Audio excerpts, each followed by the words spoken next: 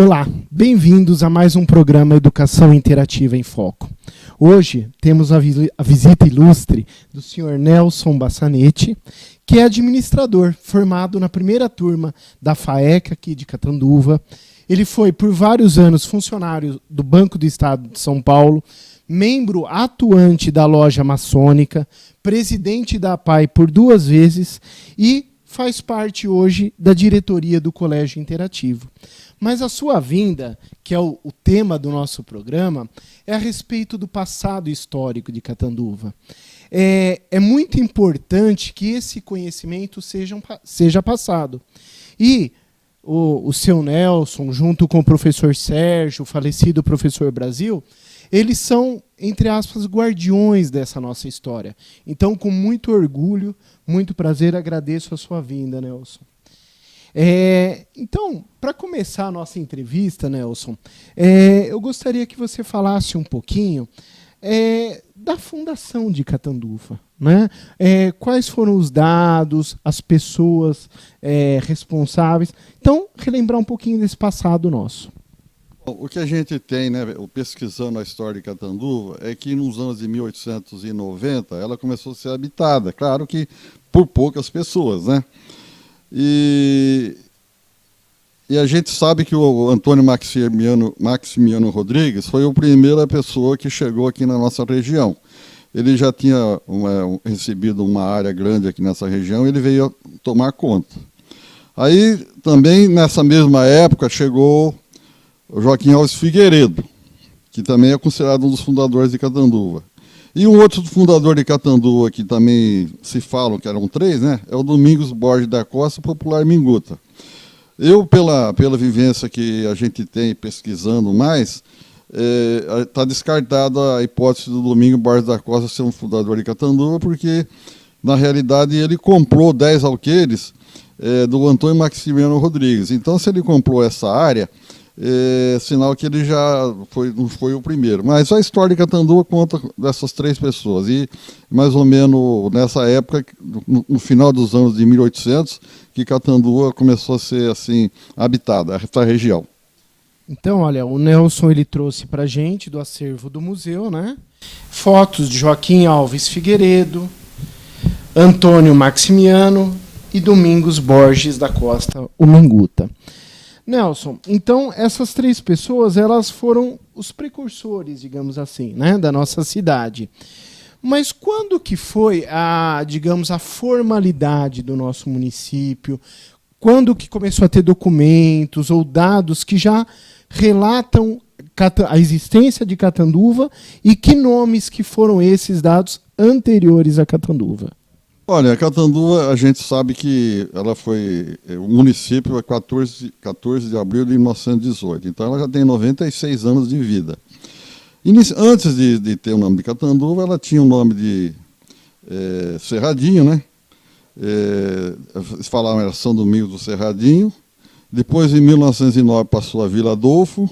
Vila Adolfo, porque esse Adolfo era um coronel lá de Rio Preto, e por ter uma ligação muito grande aqui, a região era de São José do Rio Preto, então, em homenagem a ele, passou a Vila Adolfo. Em 14 de 4 de 1918, passou para Catanduva. Certo.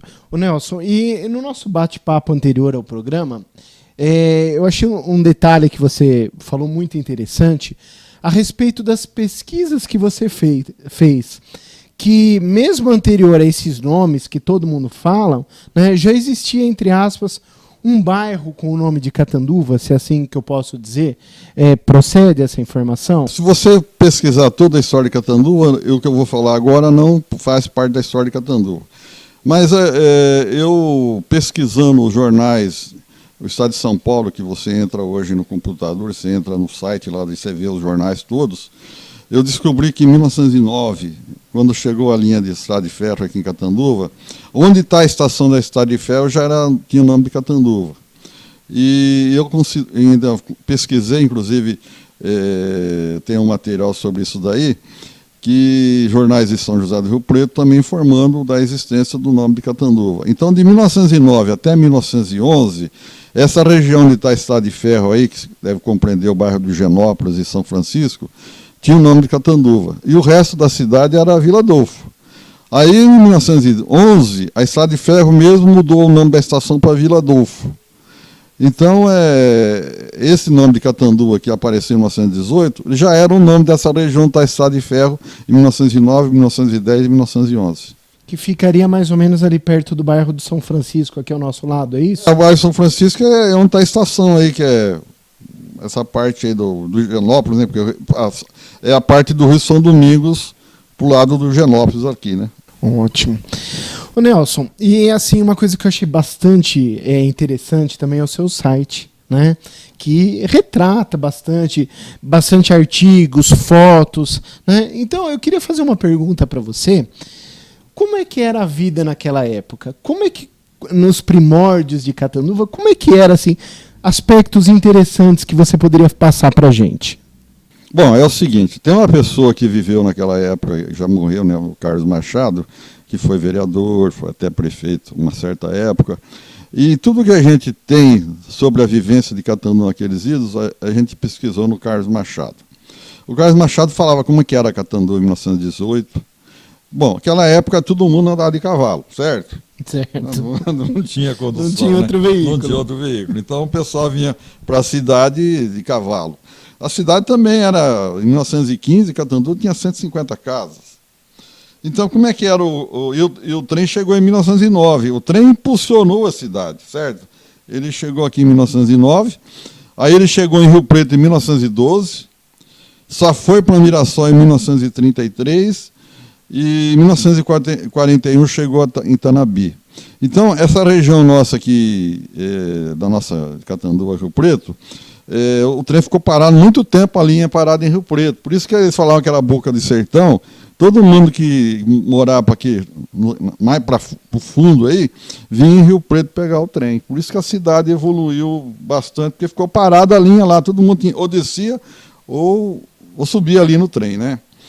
E, então, o Carlos Machado falava que naqueles idos, em 1918, Catanduva era o seguinte: você de manhã ia na missa, depois todo mundo ia ver o trem chegar, porque era um evento. Ia tanta gente na estação ver o trem chegar que até atrapalhava quem queria subir ou descer do trem.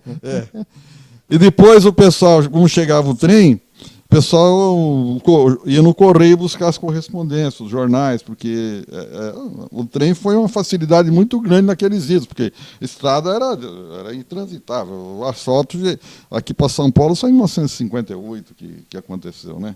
Então as estradas eram muito rudimentares, né?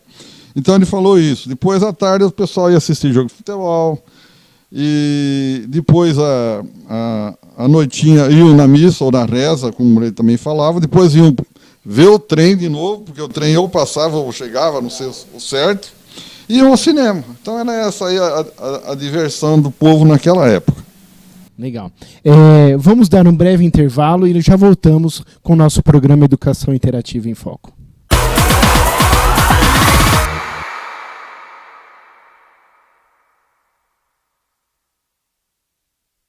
O Colégio Interativo Catanduva, Sistema COC de Ensino, oferece para seu filho educação de qualidade, profissionais qualificados, juntamente com uma excelente infraestrutura, contando com sala 3D, quadra poliesportiva, salas com multimídia e lousa eletrônica, espaço reservado para o primeiro ano do ensino fundamental e salas climatizadas. Aqui, seu filho inicia com a alfabetização e segue até o pré-vestibular, onde contamos com mais de 100 aprovações para 2016, sendo 15 em Medicina, USP, Unesp e outras tantas mais.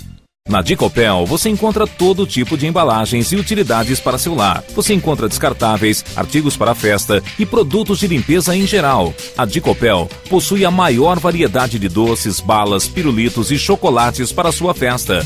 Faça-nos uma visita e surpreenda-se com a variedade de produtos. Dicopel, Avenida Comendador Antônio Stocco, 33, bem na frente da fonte da rotatória. Telefone 3522-8060. A Universidade Estácio de Sá, com mais de 45 anos de existência, está inserida no Colégio Interativo Catanduva desde 2007, com cursos em bacharel, licenciatura e tecnologia, proporcionando facilidade para os universitários que poderão estudar em suas casas, em seu ambiente virtual, com materiais altamente qualificados.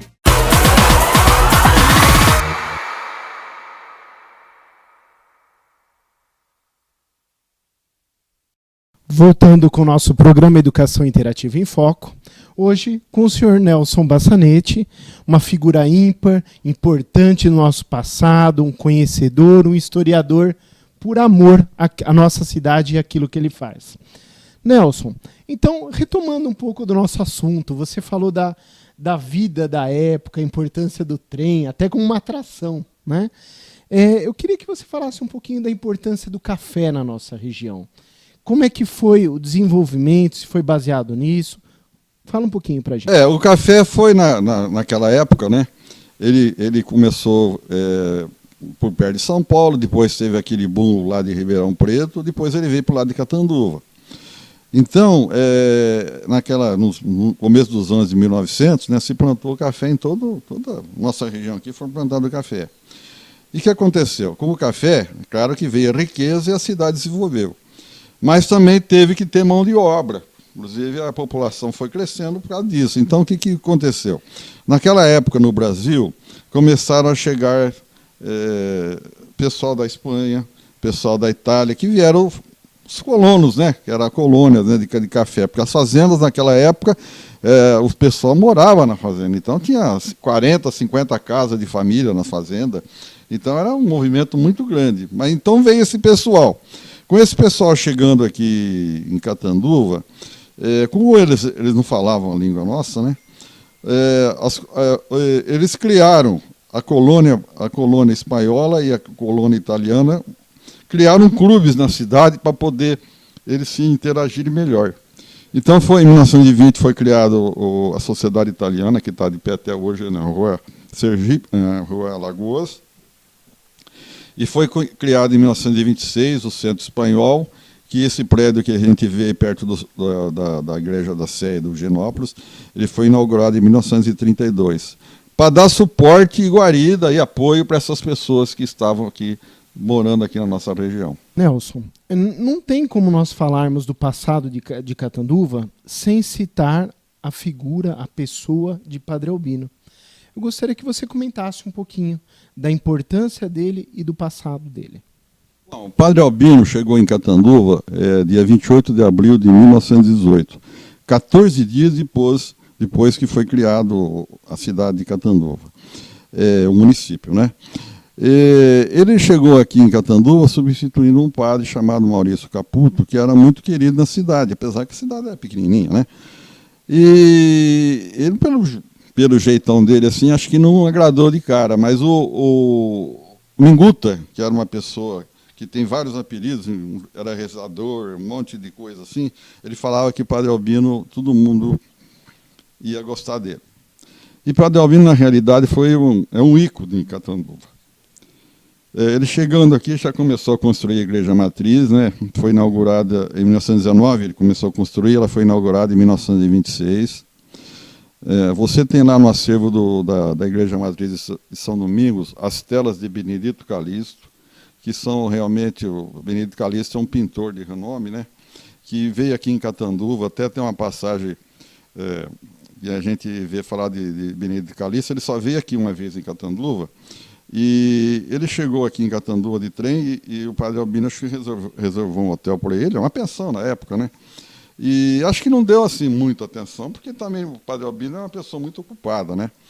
E o Benedito Calixto não gostou. O Benedito Calixto deu a entender que ele era um pintor assim, de rodapé, que pode até falar, né? Não deu importância para ele. Até ele falou para o Padre Albino, né? E depois se entenderam, né? Mas depois ele foi para onde ele mora, ele fez as telas, ele não voltou em Catanduva, as telas foram colocadas por outras pessoas, mas ele veio em Catanduva, e depois que ele veio em Catanduva, dali uns 2 anos, ele morreu. Mas Nelson, ele chegou a ver as obras na matriz ou não instaladas? Ele só fez viu em as São Paulo, telas. Aí veio as telas e foram instaladas por outras pessoas em Catanduva. Bom, mas o que o Padre Albino? Padre Albino é um ícone, né? Em 1926 também ele já inaugurou o Hospital Padre Albino, que na época era Santa Casa de Misericórdia. Depois, ele já construiu aquele coleginho, que lá debaixo da torre ali, ele construiu ali. Aí já criou o Colégio Nossa Senhora do Calvário em 1926. Esse Colégio Nossa Senhora do Calvário demorou muitos anos para ser construído, porque ele é muito grande, né? e foi inaugurado por volta de 1948. Aí ele criou em 1928 também o Lar Ortega Josué. O nome do Ortega Josué já veio depois da Constituição da Revolução de 1932. E Asir dos Velhos em 1929, a Vila São Vicente de Paulo em 1933, a creche Sinharinha Neto em 1936, o seminário que tinha aqui no São Francisco, um anterior, não esse, em 1947. Depois, em 1947 até 1950, o ginásio Dom Lafayette.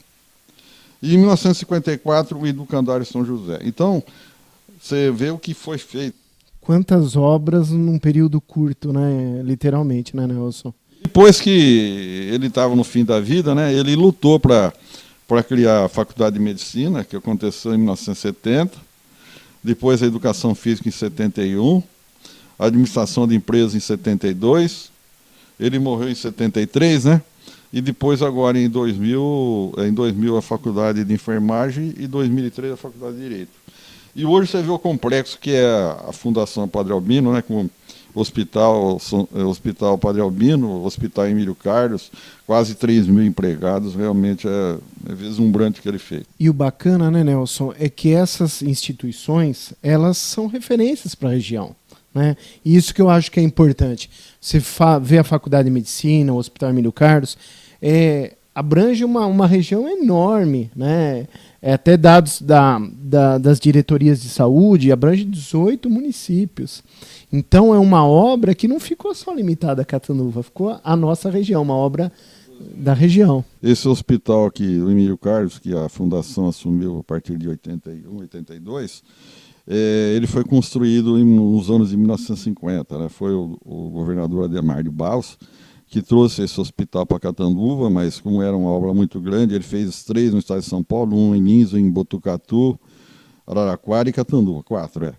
E sabe, né, o governo entra, dali 2, 3, 4 anos cai, sai, entra outro, e não dá continuidade, mas demorou uns 8 anos e foi inaugurado em 1958, quando o governador era Carvalho Pinto. E ficou um hospital de tuberculose mais ou menos funcionando uns 14 ou 15 anos. Então, até quando o Estouco, que era o prefeito, trouxe esse hospital para Catanduva, junto com o governador Ademar de Barros, ele foi até muito criticado, porque o pessoal tinha medo desse pessoal que é tuberculoso, né? Porque esses hospitais foram criados para tuberculose, entendeu? Então iam trazer gente para Catanduva, que não tuberculose e tal. Mas ele conseguiu vencer isso daí, conseguiu. E hoje você vê, faz parte do complexo da Fundação Padre Albino. Vamos dar mais um breve intervalo e voltamos a seguir com o nosso programa Educação Interativa em Foco.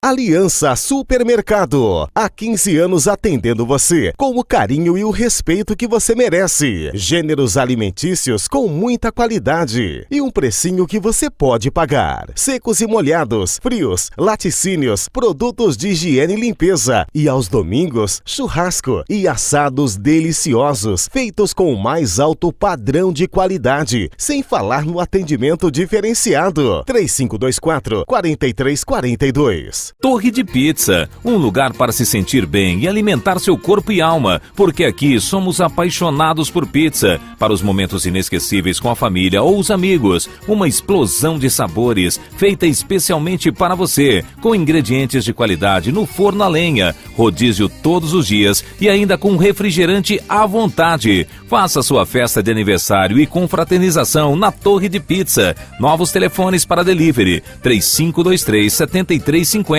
3524-3403, Rua Antônio Girol 153, Parque Glória 1, Catanduva, São Paulo.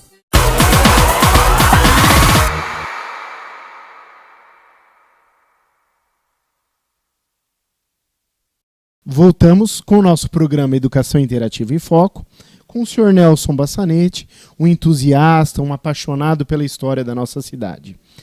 Nelson, estávamos falando no bloco anterior sobre Padre Albino. E nas nossas conversas, eu achei bacana o que você comentou, do perfil do Padre Albino, né? Se pudéssemos jogar esse perfil para hoje, com certeza eu diria que ele é um empreendedor nato, né? Então, eu gostaria que você falasse um pouquinho desse aspecto empreendedor do Padre Albino, dessas características pessoais que ele tinha. O Padre Albino chegou, né, falei que chegou em Catanduva em 1918, né? E ele já começou a trabalhar. Então, para ele conseguir fazer tudo que eu mencionei aqui, ele foi a campo. Claro que ele contou com a colaboração de várias pessoas da cidade, né, que doaram as terras, os terrenos e ajudaram a construir. Mas ele era uma pessoa que ele não ficava aqui dormindo nos louros aqui da cidade. Ele ia para as fazendas, para o sítio, buscar galinha, frango, ovo, o que fosse. Fazia quermesse, envolvia a cidade em quermesse. Então, é uma pessoa que realmente marcou muito nesses anos de 1920, 30, 40, 50, a cidade de Catanduva. Ótimo. Então, a nossa homenagem ao Padre Albino. Nelson, o intuito do nosso programa é a educação, né? E você, como um dos diretores aqui do COC, gostaria que você falasse um pouquinho da nossa história agora, né? Assim, algum aspecto que você acha importante e relevante da nossa instituição, que tanto gostamos e amamos. Olha, é o seguinte, a maçonaria, ela está em Catanduva desde 1928, que teve uma loja maçônica em 28, depois em 1930, ela, por motivos que não sabemos o certo, ela foi extinta. Inclusive, essa área onde estava a loja maçônica lá do Sodré, foi doada para Padre Albino, ali na Rua Maranhão, hoje está onde foi o Asilo dos Velhos ali. Hoje está funcionando com o complexo da Fundação Padre Albino. Em 1932, funcionou a loja Carlos Rei 29, aqui perto do santuário. Aqui. Depois, em 1953, a loja Restauradora 111, depois a loja maçônica Tranquilidade e Esperança. Então, a finalidade da loja maçônica é o aperfeiçoamento da pessoa. E a gente viu que a gente podia fazer alguma coisa no sentido de dar educação e apoio para essa criançada toda. Então, em 1989, um grupo de maçons dessas lojas constituíram uma empresa e fundaram essa escola, hoje o Colégio Interativo, que na época era Jordano Mestrinelli, ou a Sociedade de Educação Acácia. E hoje, realmente, depois de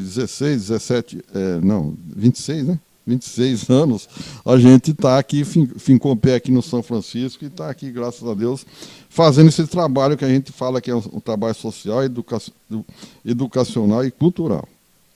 Lembrando que a nossa instituição, hoje, até faculdade nós temos, né? Então, como o Nelson falou, foram passos pequenos que foram aumentando, crescendo, e hoje estamos aqui para ter a nossa representação e o nosso papel social. Nelson, e para finalizar o nosso programa, até foi muito legal essa entrevista, porque me deu a oportunidade de conhecer o seu site, estudá-lo, né? Eu gostaria que você falasse um pouquinho do site, dos aspectos históricos ali, como uma pessoa pode te ajudar nessa busca. Fale um pouquinho para a gente, por favor. É o seguinte, em 2003 eu resolvi reunir o pessoal do tiro de guerra depois de 40 anos. E para reunir esse pessoal, né, eu fui a campo procurar fotografias que mostrassem 40 anos atrás como era Catanduva e fotos do tiro de guerra. Eu consegui receber umas 50 fotos, até eu achava que não ia ter tanto, mas consegui fazer um álbum. E dessa época para cá, eu comecei a me dedicar a isso, mais um hobby, né, uma vontade de prestar serviço à comunidade, né. Então eu fui pesquisando no Museu Padre Albino e fui vendo o que tinha lá e também fui atrás de outras pessoas para acrescentar outras fotos para o Museu Padre Albino. Inclusive, o enterro de Padre Albino em 1973, não tinha no Museu Padre Albino, fui eu que consegui. Eu estava até há uns 10 anos atrás com uma pessoa aí, ele falou assim para mim: você sabe que o meu pai tinha uma máquina fotográfica, ele filmou o enterro de Padre Albino? Eu falei: mas como? Ele filmou. E eu falei: mas isso aí tem que fazer parte da história da cidade, não pode ficar dentro de casa, né?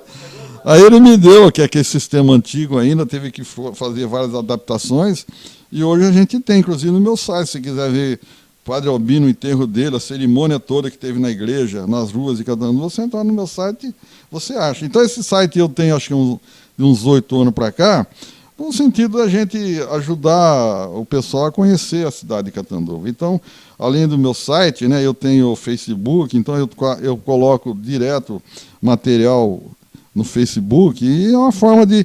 E eu faço isso daí, tem um ida e volta, porque da mesma forma que eu levo o que eu tenho, o pessoal põe lá o que eu não tenho. Então eu capto, copio, e vai para o meu arquivo, e levo tudo lá para o Museu Padre Albino.